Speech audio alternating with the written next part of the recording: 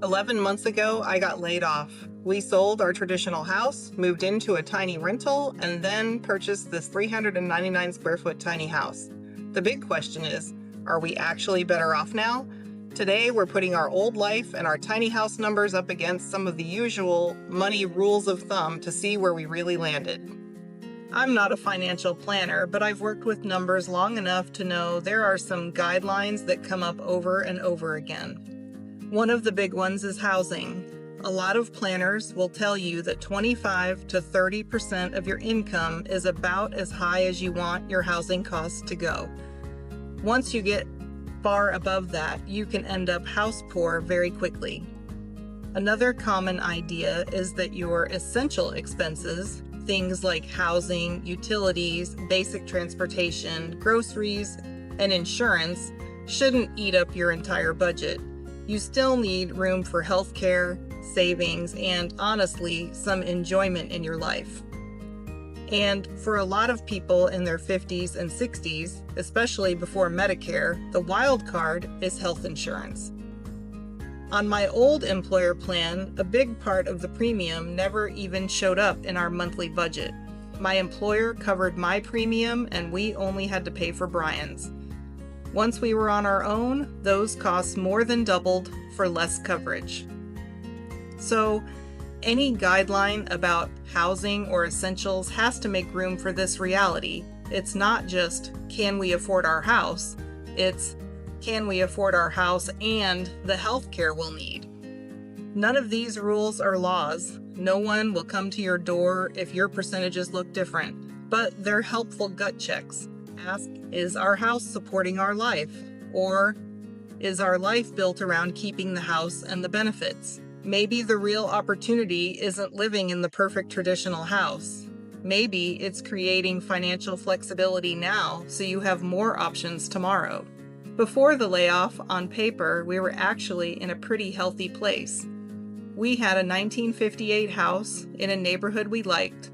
By the time we added the mortgage, taxes, insurance, utilities, and the usual maintenance, our housing costs were in line with those guidelines for the income we had at the time. We weren't living high on the hog, but we weren't in trouble either. If you looked only at the percentages, you would have said, yep, that seems reasonable for that income level. The catch is that phrase, for that income level. Our lifestyle was built around the assumption that my paycheck would keep showing up and that employer health insurance would stay part of the package. The moment that changed, the math changed. Once I was laid off and we shifted into building our own small business, trying to keep all the same fixed costs, plus much higher health insurance, would have pushed us way outside those comfort ranges. So the problem wasn't that our old life didn't work. The problem was that it only worked as long as the income and the benefits stayed exactly the same. When we decided to downsize, we weren't trying to win some who can live in the smallest space contest. We were trying to redesign our fixed costs so this next chapter was actually sustainable. A few key things changed. First, when we sold our traditional house, we used the proceeds not to jump into another big mortgage, but to buy this tiny house outright. We don't have a mortgage payment anymore, no interest. We still pay our lot rent and utilities, but that $2,600 a month we used to spend on housing is now closer to $950. Second, our maintenance risk looks very different. That 1958 house had a lot of charm, but every time we got a repair quote, there was a little voice in the back of our heads asking, okay, what's going to break next? Roof, HVAC, plumbing, none of that gets cheaper on a house that old. In the tiny house, everything is brand new. That doesn't mean we'll never have repairs, but in this season, right after a layoff, having a newer home with lower short-term maintenance risk matters. Third, we did all of this without draining our savings. We kept our emergency fund and used severance, house equity, and a growing bookkeeping business as our runway instead of a last-ditch life raft. And then there's health insurance. On the open market, the kind of traditional plan we were used to under an employer would have been far more expensive every month. To keep our premiums within a few $100s of what we were paying before, we chose to move to more of a catastrophic style plan plus a supplemental umbrella type policy. That means our monthly premium is still manageable, especially with our lower housing costs. But we're also realistic that if something big happens, more of the upfront cost could hit us before insurance kicks in. So downsizing wasn't just about making room for travel or fun.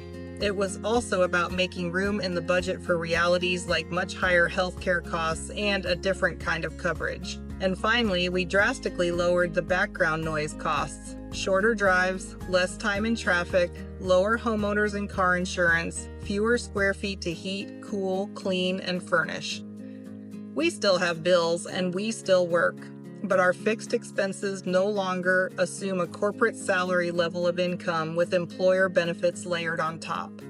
My mom decided to buy our Subaru from us. We were able to remove it from our insurance, and just like that, our annual auto premium dropped from about $2,350 to around $1,100. We know that number will go up again when we add a used campervan. We're not pretending it won't. But right now, we're paying for 2 storage units, one for general household items and one for our small tow-behind camper. Once we're able to sell the camper and clear the units out, that frees up about $280 a month that can go straight toward the campervan's insurance and running costs. We're not chasing a perfect number on any single line of the budget. We're trying to design a whole system where the pieces support each other. Fewer storage bills, one small home base, one travel rig we actually use. You might be wondering why, if we're so focused on keeping our numbers reasonable, we're talking about buying a camper van at all. On paper, a strict financial planner might say, skip it, keep the car cheap, keep the cost low, don't add another vehicle. We see it a little bit differently. In the last 30 years of working full-time and running businesses, we've taken exactly 1 2-week vacation. One. Most years, we squeezed trips into a week here, a long weekend there, and then went right back to the calendar. We don't want the next 30 years to look like that. We've worked hard to get our fixed housing costs down, pay for the tiny house outright, keep an emergency fund, and plan for higher health insurance. Within that framework, the camper van is our one big bucket list splurge. There's a phrase from the show Survivor that we joke about. You don't want to leave the island with an idol. In the game, that means you don't want to get voted out while you're still holding on to the thing that could have helped you play differently. For us, the camper van is that thing. We don't want to get to the end of this chapter with everything perfectly optimized on paper, but never actually take the road trips we've been talking about for years. We'd like to do the nature hikes and scenic overlooks now, and that's a big part of why we're trying to take better care of our health. We want our bodies to keep saying yes to the trails and viewpoints our brains get excited about for as many years as we can manage. We're trying to design it in a way that still respects the math, buying used, planning to close out storage units so that $280 a month can offset the higher insurance, but also respects the fact that we don't want to wait until 65 to start living the part of the story that we've been dreaming about. For us this week, that flexibility looked like loading the car with leftover pumpkins and taking them out to a local farm animal sanctuary and just watching the animals go absolutely wild over them. So, are we better off in a tiny house? Financially, we'd say yes, with an asterisk. At our old income level, our traditional house and lifestyle were fine. But once the layoff happened, we had a choice. We could cling to the old numbers and hope the income and benefits bounced back quickly, or we could lower our fixed costs so this new chapter, running a small business, paying more for health insurance, planning for travel, taking care of our health, was sustainable.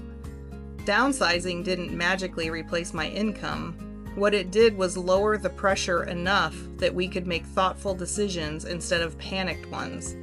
We also kept our little traditions going, spending Thanksgiving with neighbors and making Christmas pretzels with my mom and some friends. It's not fancy, but these are the moments we're really thankful we made room for. You don't have to move into 399 square feet to get the benefit of that idea. If you're in your 50s or 60s and thinking about retiring, or you're already retired, here are a few questions that helped us. Roughly, what percentage of your income is going to housing right now? If you could get that number down by even 5 or 10 percentage points, what would that free up for healthcare, travel, or just breathing room? Is there one expense that still belongs to a past version of your life, like a second car or a storage unit that you could let go of? For us, downsizing has been less about living tiny for its own sake and more about building a home base that our future actually fits inside.